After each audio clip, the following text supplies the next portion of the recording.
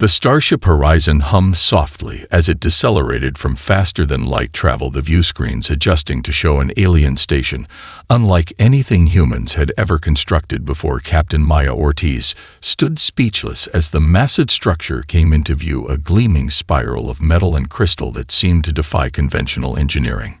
Humanity had achieved the impossible with the creation of the Hawking Drive. Just 7 months earlier, an accident during quantum experiments at the CERN facility had revealed the key to bending space-time itself, giving humanity its first steps to the stars. The horizon carried Earth's finest ambassador. Elena Chen watched the alien station grow larger on the view screen, her diplomatic training doing little to calm her racing heart. Beside her, Dr. Malik Thompson, chief astrophysicist, tapped furiously on his tablet, recording everything, his eyes wide with scientific wonder. None of them expected to meet anyone so quickly, none of them prepared for an entire galactic civilization waiting beyond their solar system. The docking procedure completed with surprising ease, as if the alien station had accommodated vessels like the Horizon countless times before. The human delegation, 23 of Earth's brightest minds, crossed the airlock threshold into history.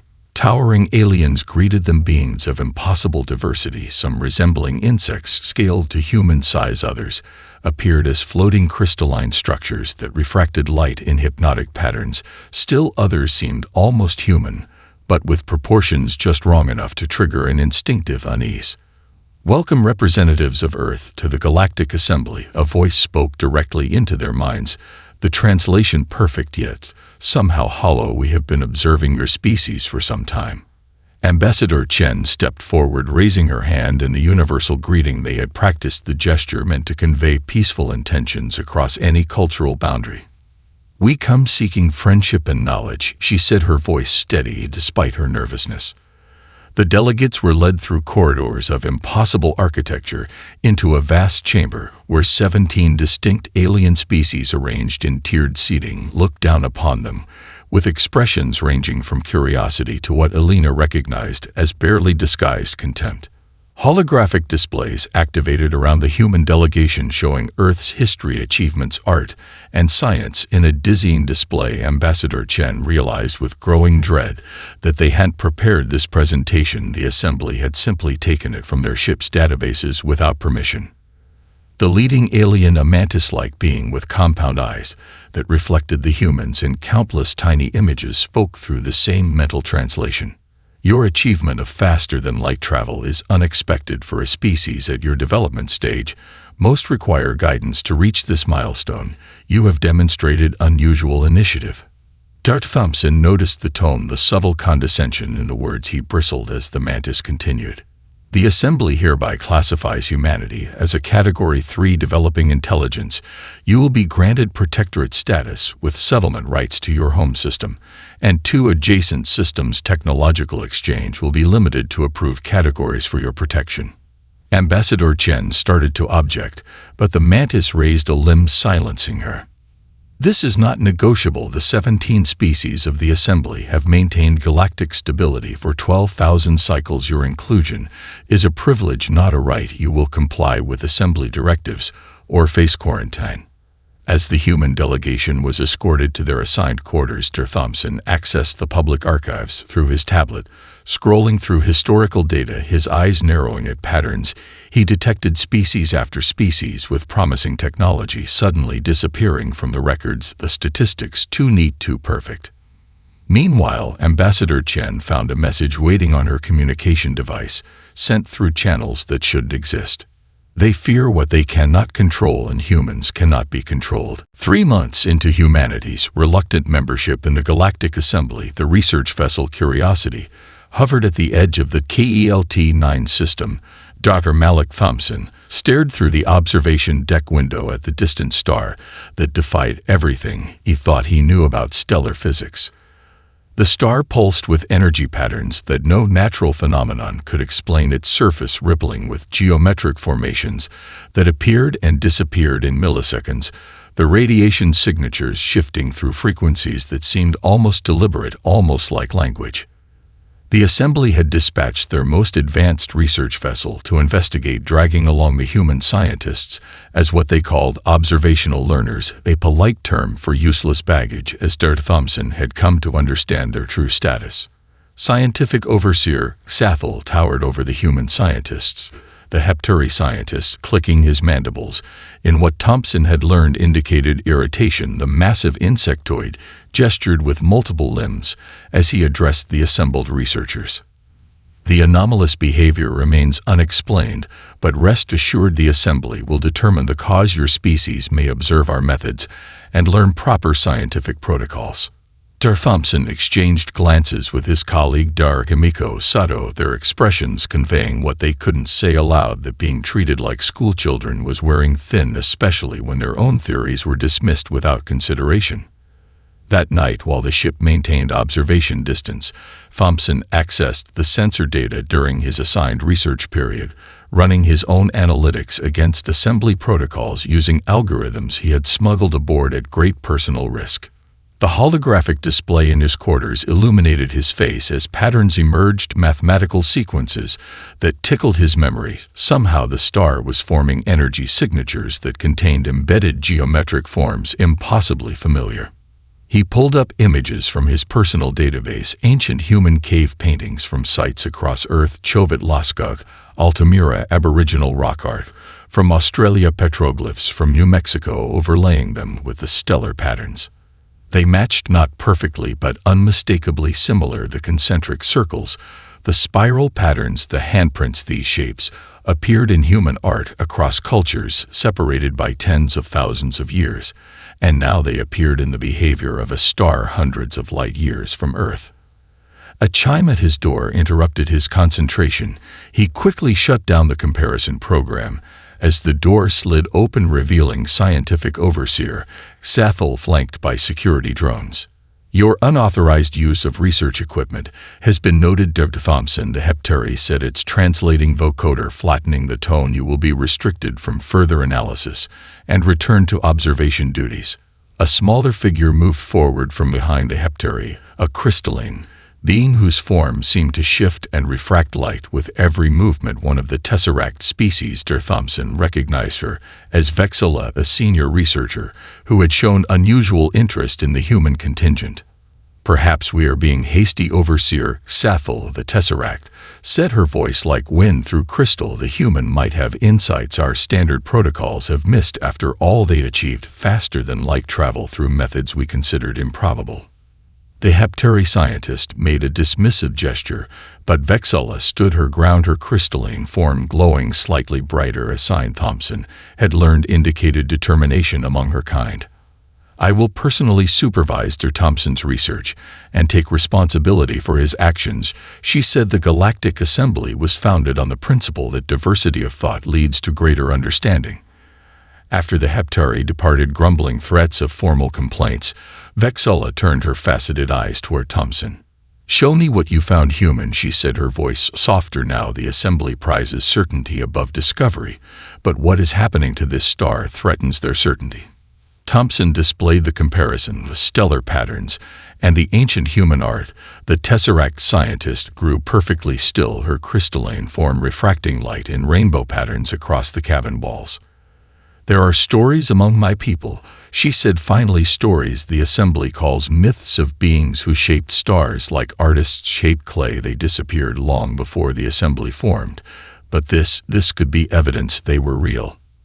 As if responding to their discovery, the ship shuddered violently, alarms blaring throughout the vessel, a massive energy surge from KELT-9 washing over them, the star flaring as though it had heard them speaking and wanted to respond. Emergency klaxons blared throughout the research station orbiting KELT-9 as engineers of 7 different species rushed to stabilize failing systems.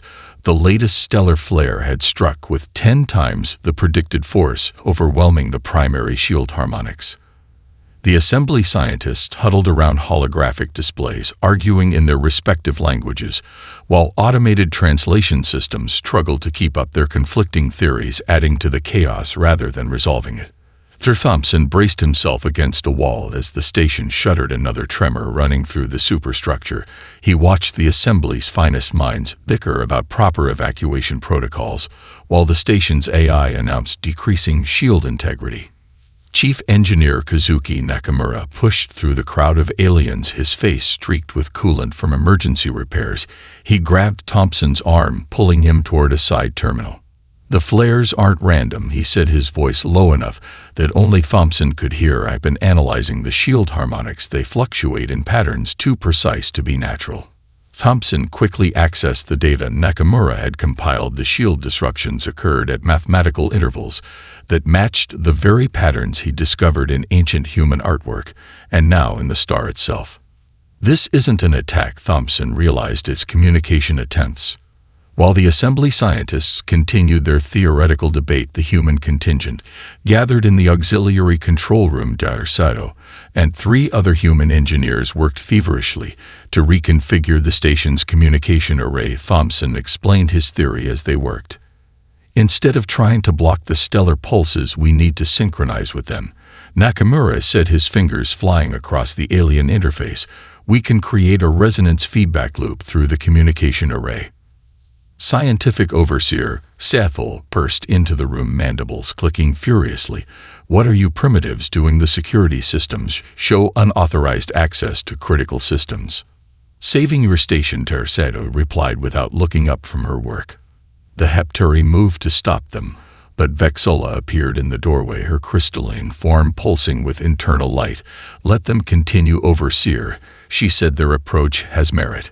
Reluctantly, the Heptari stepped back, watching with compound eyes as the humans completed their modifications.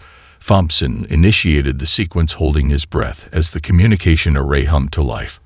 On the main view screen, the shield harmonics began to shift, aligning themselves with the stellar pulses. Instead of resisting them, energy flowed through the station in perfect synchronicity with KELT-9's emissions. The violent shaking subsided as stability returned. "Station integrity restored," announced the AI. "Shield harmonics, stable power systems normalizing." The assembly scientists stared in disbelief as the humans, using technology centuries behind their own, solved a problem their most advanced systems couldn't address. Their bewilderment quickly turning to suspicion. "How did you know this would work?" demanded Sathal, his translator struggling to convey the complex emotions in his clicking speech. Thompson gestured to the view screen, showing the now stabilized energy patterns. "We recognize the mathematical sequence because it appears in our oldest human artwork. We didn't try to fight the star, we listened to it." Later, as the crisis subsided, Thompson found Vexala waiting for him in the observation lounge, her crystalline form refracting the light of KELT-9 into rainbow patterns across the deck.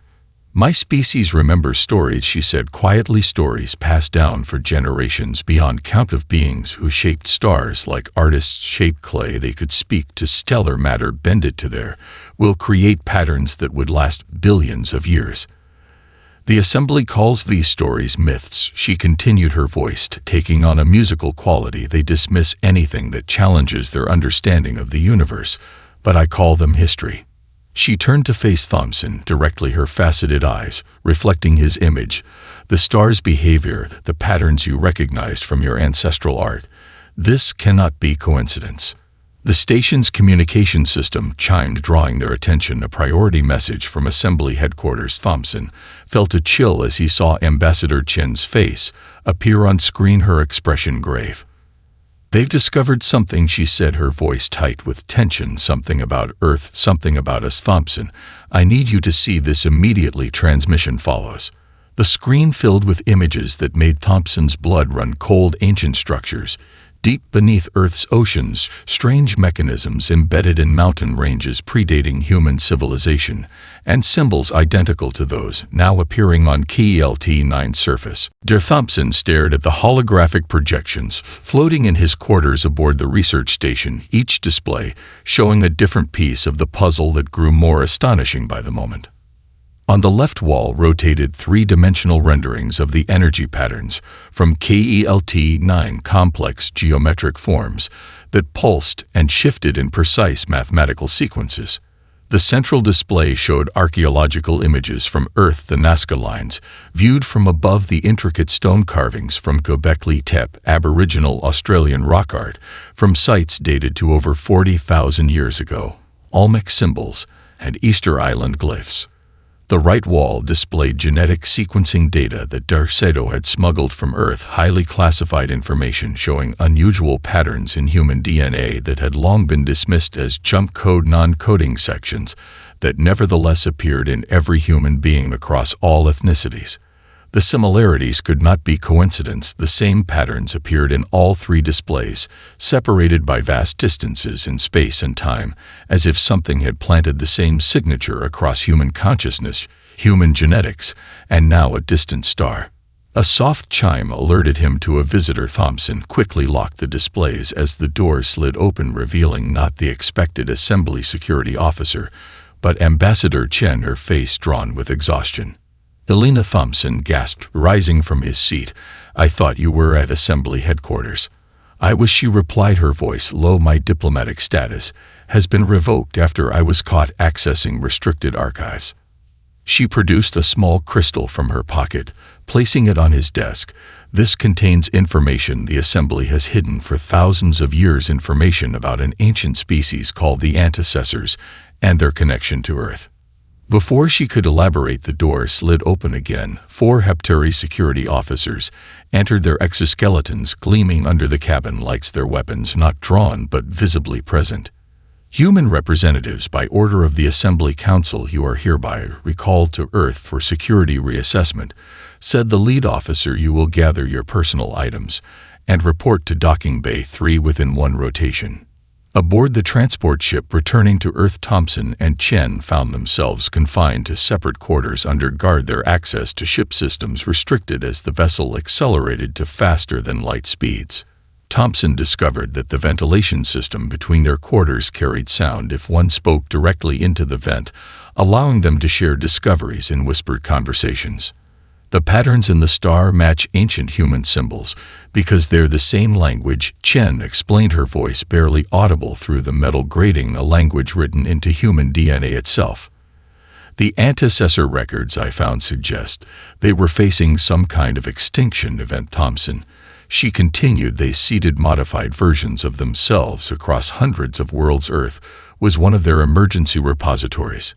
"But why make us forget?" Thompson whispered back. "Why reduce an advanced species to primitive hunter-gatherers?" "Survival," Chen replied. "Something was hunting them, something within the Assembly perhaps, or something the Assembly fears. The Heptari have systematically erased all mention of the antecessors from official records, yet built their technology on stolen fragments of antecessor science." As their transport ship approached the Sol system, Thompson was permitted a brief visit to the observation deck, his Heptari guard standing uncomfortably close as he looked out at his home star. That's when he saw it impossible to miss even to his untrained eye. Solar energy flares extending from the sun's surface in geometric patterns identical to those observed at KELT 9. Whatever had awakened in the distant star had somehow reached Sol. The guard noticed his expression following his gaze to the view screen, the Heptarist's compound eyes widening at the sight, its mandibles clicking rapidly as it activated its communication device. The ship suddenly accelerated, emergency klaxons blaring as the captain announced their approach trajectory had been adjusted. Priority clearance for Earth orbit granted by Assembly emergency protocols. As they broke orbit, Thompson caught glimpses through the viewports of dozens of Assembly vessels already in position around Earth, their weapon systems clearly powered and ready. "What have we awakened?" he whispered to himself. The transport shuttle descended through Earth's atmosphere, giving Thompson and Chen their first glimpse of a world transformed. Military vessels from 17 nations patrolled the skies. News broadcasts streamed across their information tablets showing scenes of controlled chaos across the globe. Strange structures had emerged from beneath the ocean floor near Guam. A perfect pyramid had surfaced from beneath Antarctic ice, breaking through 2 kilometers of ancient glacial sheet without explanation. Ancient sites worldwide glowed with previously undetectable energy signatures. Their shuttle was redirected from Washington to the archaeological site at Göbekli Tepe, Turkey, where an international research team had established a temporary command center. The ancient stone pillars, now pulsing with soft blue light visible even from the air. Dr. Samira Al-Fahim greeted them as they disembarked. The renowned archaeologist, looking as though she hadn't slept in days, her eyes wild with excitement, despite her exhaustion. "You need to see this immediately," she said, leading them past multiple security checkpoints, military personnel from a dozen nations standing guard alongside civilian scientists. The central chamber of the archaeological site had been enclosed in a temporary structure, sophisticated equipment surrounding the ancient stone pillars, where crude animal carvings had stood for 12,000 years. Dr. Al-Fahim approached the central pillar, placing her palm against the stone surface. Immediately, the carvings began to glow, projecting a three-dimensional stellar map into the air above them. The central star in the projection, Thompson immediately recognized KELT-9. "Watch this," Al-Fahim gestured to an assembly observer, a tall, spindly being with paper-thin skin and bulbous eyes. "Approach the pillar and place your appendage on the stone." The alien did as instructed, but nothing happened. The carvings remained inert stone. She turned to Thompson. "Try it." Thompson hesitantly placed his palm against the ancient stone. Immediately, the projection returned brighter than before, the star map rotating to show new configurations, energy pathways connecting various stellar bodies. "It's responding to human DNA," Al-Fahim explained. "We've tested this with every species. The assembly sent to observe us. Only humans activate these structures." Government officials joined them in the chamber, the United Nations Secretary-General herself looking grim as she authorized the sharing of classified information. Genetic analysis of material found at these activated sites contains markers matching human DNA, Thompson, but impossibly advanced. She explained structures we previously thought were merely ceremonial or religious are showing signs of being sophisticated technology beyond our comprehension. "We weren't found by the assembly," Chen realized with sudden clarity. "We were hiding from them." The gathered officials shared grim looks, confirming her suspicion. 10 years ago, we detected energy signatures from an approaching vessel," the Secretary-General said. "We prepared first contact protocols, but the ship changed course, avoiding Earth completely, instead heading toward what we now know is assembly space."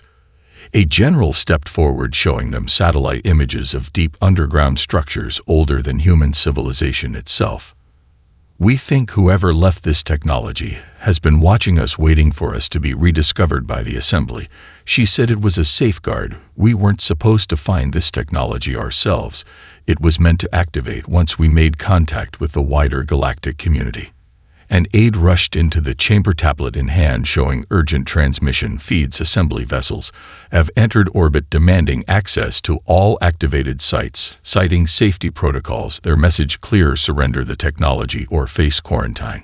Outside the temporary structure, Thompson could see the sun setting, its surface visibly different patterns of solar flares extending outward in geometric formations that had never been seen before in human astronomy. Dr. Al-Fahim joined him, her expression somewhere between wonder and terror. "These sites, the technology, the symbols in our oldest art, in our DNA, they're not just messages left by visitors," she said. "They're activation keys." Thompson looked at her, questioning. "We aren't primitive versions of them," she continued, her voice hushed with revelation. "We're their emergency backup system. Something happened to the antecessors, something terrible. They created us simplified versions of themselves with their knowledge buried in our subconscious, in our cultural memory, in our very genes." She looked up at the changing sun, thousands of years of preparation, all for this moment. Solar observatories worldwide coordinated their efforts as the phenomenon spread across the galaxy. 57 stars now pulsed in synchronized patterns, each one connected to specific sites on Earth, creating a three-dimensional map that Dr. Thompson called the Stellar Network. The United Nations Security Council remained in permanent emergency session as assembly representatives demanded humanity turn over all activated sites, citing safety protocols, their warships establishing blockades around Earth's orbital stations, while Earth governments frantically debated their limited options. Thompson stood in the holographic command center beneath CEO Arden, The very facility where the Hawking Drive had been discovered, the walls displaying real-time data from observatories tracking the expanding network of synchronized stars. Dieter Alpha Him rushed in, clutching her tablet, her expression a mixture of triumph and fear. Breakthrough at Göbekli Tepe, she announced breathlessly. We managed to decode more of the activation sequences. The ancient site isn't just a map, it's a control system. She continued. The central pillars contain a coherent energy matrix that responds to specific thought patterns combined with human DNA. Impossible, said a skeptical general. How could stone pillars carved 12,000 years ago respond to thought?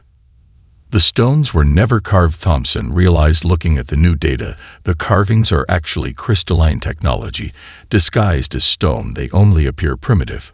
A flurry of activity interrupted them as security officers cleared a path for an unexpected visitor. Vexilla, the Tesseract scientist, entered the chamber, her crystalline form drawing gasps from those who'd never seen her species before.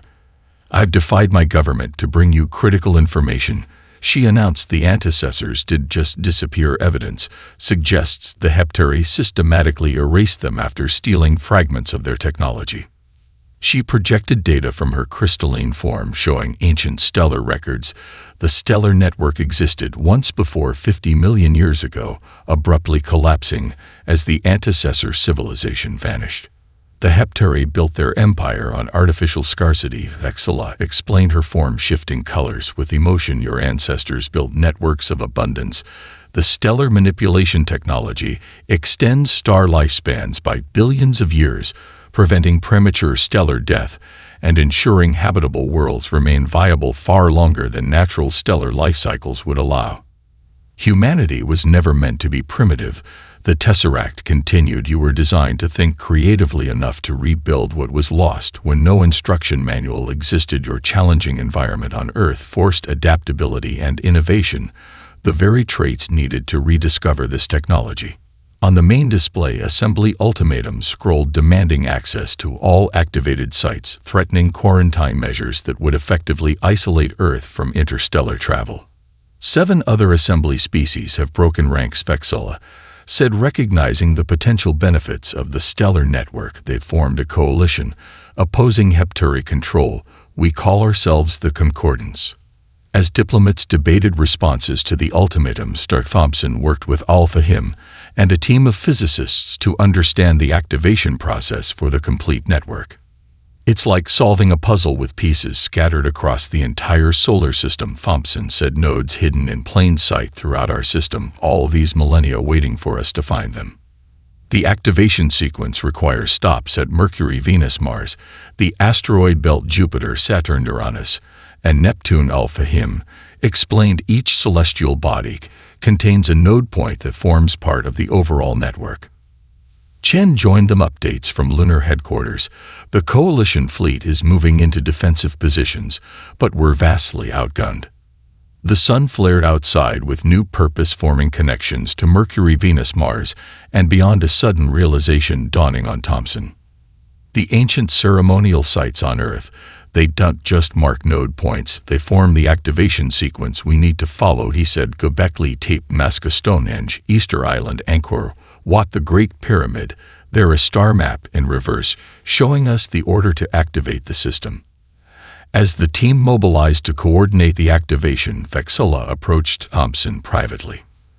There's something else you should know, she said, her voice lowered. Humans weren't just created to rediscover this technology. There are billions of antecessor minds stored in dormant genetic memory within your species waiting to be reawakened. Thompson looked at her in shock. You mean? She nodded. What you call junk DNA contains compressed consciousness downloads of your ancestors. They foresaw their civilizations fall and preserved themselves within you, the ultimate backup system, now beginning to reactivate. The ultimatum expired as the Earth rotated silently beneath a sky crowded with more vessels than humanity had ever built. Heptari warships positioned themselves at strategic points throughout the solar system, their weapons systems glowing with barely contained energy. The human response fleet seemed pathetically small in comparison. Primitive ships, hastily armed with weapons that would barely scratch the assembly vessel's shields. but they took up defensive positions protecting the node activation teams heading to key points throughout the solar system. Thompson led the Mercury mission, the most dangerous due to its proximity to the increasingly unstable Sun, the small research vessel shuddering as it approached the innermost planet's surface, temperatures hot enough to melt lead, making any equipment failures potentially fatal. The landing zone coordinates led them to a previously undiscovered structure beneath Mercury's surface, a perfect hemisphere of unknown material that had somehow remained undetected by centuries of orbital scanning. "This is it," Thompson said to his team as they deploy the activation equipment. "This node contains the primary stellar manipulation interface." Back on Earth, Ambassador Chen coordinated with rebel assembly factions from lunar headquarters, the Coalition Concordance fleet moving into defensive positions despite being outnumbered 3-1. "We stand with humans," announced the Tesseract flagship, its crystalline hull refracting sunlight in prismatic patterns. "The future of the galaxy cannot be monopolized by any single species." The first shots were fired in Earth orbit, a Heptari cruiser targeting a human satellite, the explosion briefly outshining the moon debris scattered across orbital paths as civilian stations initiated emergency protocols. The network activation progressed from planet to planet, each one requiring human genetic signatures combined with specific thought patterns that Alpha Him described as remembering what we never knew we forgot. Thompson's team on Mercury worked frantically to decode the activation sequence, the chamber walls responding to their touch, revealing intricate patterns that reconfigured with each new input. "It's like it's teaching us in real time," said Dieter Yoshida, the quantum physicist on Thompson's team. "It's not just accepting our input, it's guiding us toward the correct sequence." Above them, the massive Heptari flagship moved into position, its gravitational weapon powering up, sensors indicating it was capable of creating localized space-time distortions powerful enough to potentially collapse Earth's sun. "We need more time," Chen said, watching the tactical display from Lunar Command Center. "They'll be in range in 7 minutes. On Mercury, Thompson felt something change, a subtle shift in consciousness, as the patterns they'd been working with suddenly clarified in his mind, like remembering a language he'd once known fluently. "I understand now," he whispered, placing his hands on the central control interface in a sequence that came to him like muscle memory.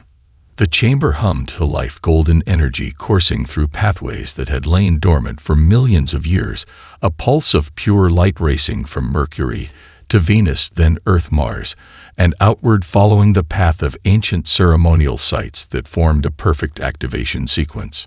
On Earth, billions watched in awe as the sun's surface shifted, forming intricate patterns visible even through filtered telescopes, the corona reshaping itself into geometric forms that matched exactly the ancient symbols found in human cave paintings worldwide.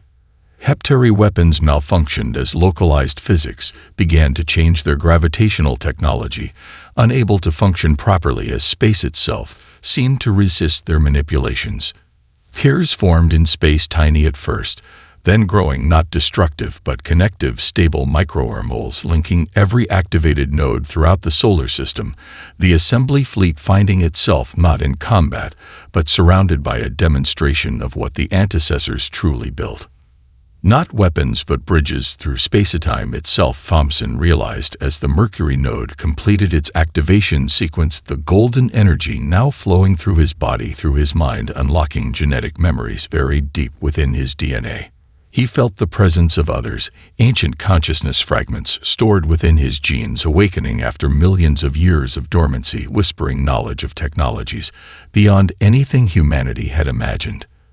"The network isn't just about extending stellar lifespans," he said to his astonished team. "It's about saving all life from the dark between stars." 3 months after what historians now call the reclamation, representatives from all 17 assembly species gathered at the newly constructed Unity station orbiting Earth's moon, the massive structure built using principles discovered in the activated nodes, its architecture combining elements from all participant civilizations. The stellar network, partially activated across 8% of the galaxy, had already extended the predicted lifespans of 23 stars by billions of years, each node functioning as part of an interconnected system designed to prevent premature stellar death. Ambassador Chen, now heading the Human Diplomatic Corps, stood before the Reformed Assembly Council, no longer supplicants but equals, the balance of power, fundamentally altered by humanity's rediscovery of their heritage. Today we formalize what our ancestors began, she said, her voice carried to billions across countless worlds. We extend our hands in true partnership, not dominance, not subjugation, but mutual growth. Dr. Thompson watched from a side chamber, waiting to deliver his presentation on the network's true purpose, his mind still adjusting to the fragments of antecessor consciousness that had awakened within him, memories not his own yet somehow familiar, guiding humanity toward understanding technologies that would have seemed like magic mere months ago. The Heptari delegation sat subdued, their once dominant position now diminished, their deceptions exposed to the assembly at large, their representatives speaking with reluctant humility. We acknowledge our species' actions in suppressing knowledge of the antecessors, the Heptari said. We feared what we did not understand, and in our fear caused immeasurable harm. Vexilla, newly appointed as head of the scientific coalition, approached Thompson, her crystalline form glowing with approval. It's time, she said. Thompson entered the main chamber, taking his position at the central podium, holographic displays activating around him, showing the expanding network of activated stars, each one now pulsing with renewed energy that would extend its lifespan trillions of years beyond natural limits. What you see before you is not a weapon, not a tool of dominance, but salvation, he began. Our ancestors, the beings you knew as antecessors, foresaw a dark fate that awaits all galaxies as stars naturally burn out, leaving dead systems and extinguished life. The holographic display shifted, showing the future of the Milky Way without intervention, a slow death of light as stellar bodies exhausted their fuel, one by one, regions becoming cold and lifeless. This network allows controlled stellar rejuvenation. Thompson continued maintenance of fusion processes that would naturally fail, cooperation between systems that share energy across vast distances. He gestured to the display, now showing the alternative, the galaxy remaining vibrant with life for trillions of years longer than nature intended. Vexilla joined him, sharing ancient tesseract records that showed how the antecessors foresaw their civilizations fall not from warfare, but from complacency and stagnation. They seeded simplified versions of themselves, humans, on a challenging, ever-changing world, she explained, ensuring their descendants would develop the adaptability and creativity needed to rediscover and improve upon what came before. The Reformed Assembly voted unanimously to support the network's continued activation, a new era of cooperation, beginning as species that had once looked down on humans, now sought their partnership in understanding the ancient technology. That night, as Thompson stood in the observation dome, looking down at Earth, he felt the presence of the genetic memories within him, not separate consciousnesses, but integrated knowledge, guiding without controlling, offering wisdom without imposing will. Across Earth, people looked up at stars that now visibly pulsed with renewed energy, extended life that would shelter civilizations for trillions of years to come. In observatories and backyards alike, they witnessed new constellations forming as the stellar network grew, creating patterns that resonated with something ancient in human memory. The assembly had called them primitive until they understood the stars burned for us, because we were made to kindle them. We were never truly primitive, merely dormant, waiting for the right moment to remember who we once were and who we might become. As Unity Station rotated toward the rising sun, Thompson placed his hand against the transparent dome, feeling the warmth not just of fusion fire, but of purpose, a purpose humanity had reclaimed, a legacy not of conquest, but of preservation, a promise written in light that would shine across eons.